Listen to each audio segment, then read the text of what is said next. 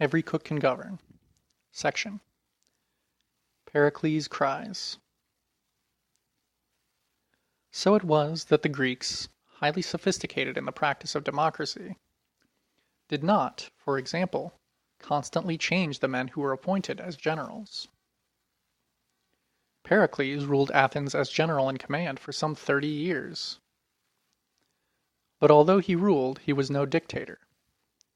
He was constantly re-elected. On one occasion, he was tried before the courts, but won a victory.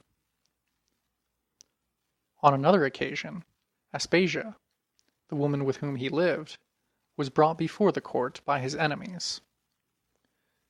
Pericles defended her himself. He was a man famous for his gravity of deportment, but on this occasion, Aspasia was so hard pressed that he broke down and cried. The jury was so astonished at seeing this that it played an important role in the acquittal of Aspasia. Can you imagine this happening to a modern ruler, whether democratic or otherwise? The Greek populace elected Pericles year after year because they knew that he was honest and capable. But he knew and they knew that if they were not satisfied with him, they were going to throw him out. That was the temper of the Greek democracy in its best days. This democracy was not established overnight. The early Greek cities were not governed in this way. The landed aristocracy dominated the economy and held all the important positions of government. For example, rich and powerful noblemen, for centuries, controlled a body known as the Areopagus, and the Areopagus held all the powers which were later transferred to the council. The magistrates in the courts were a similar body of aristocrats, who functioned from above with enormous powers, such as modern magistrates and modern judges have. The Greek democracy had had experience of expert and bureaucratic government.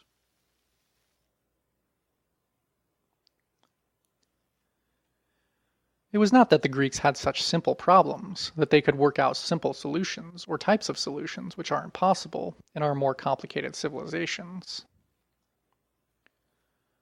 That is the great argument which comes very glibly to the lips of modern enemies of direct democracy, and even of some learned Greek scholars. It is false to the core. And the proof is that the greatest intellectuals of the day, Socrates, Plato, Aristotle, and others, men of genius such as the world has rarely seen, were all bitterly opposed to the democracy. To them, this government by the common people was wrong in principle, and they criticized it constantly.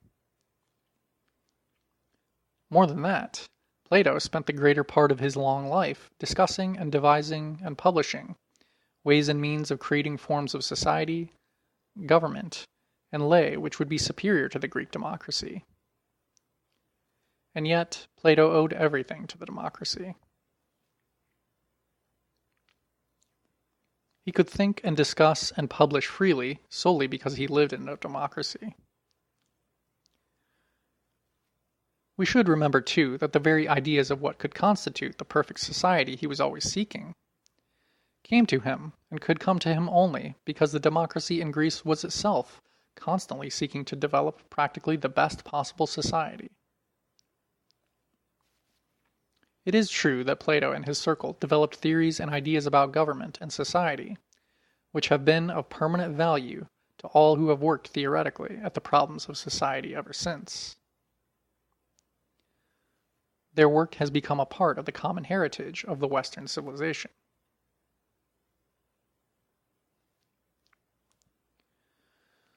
But we make a colossal mistake if we believe that this is all past history. For Plato's best-known book, The Republic, is his description of an ideal society to replace the democracy. And it is a perfect example of a totalitarian state governed by an elite. And what is worse, Plato started and brilliantly expounded a practice which has lasted to this day among intellectuals. a constant speculation about different and possible methods of government, all based on a refusal to accept the fact that the common man can actually govern.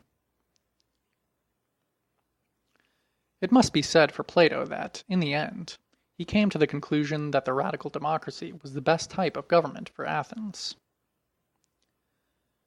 Many intellectuals today do not do as well.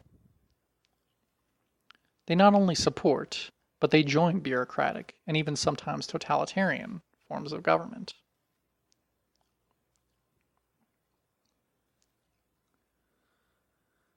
The intellectuals who through the centuries preoccupied themselves with Plato and his speculations undoubtedly had a certain justification for doing so. Today there is none. What all should study first is the way in which the Greeks translated into active, concrete life their conception of human equality. The Greeks did not arrive at their democracy by reading the books of philosophers.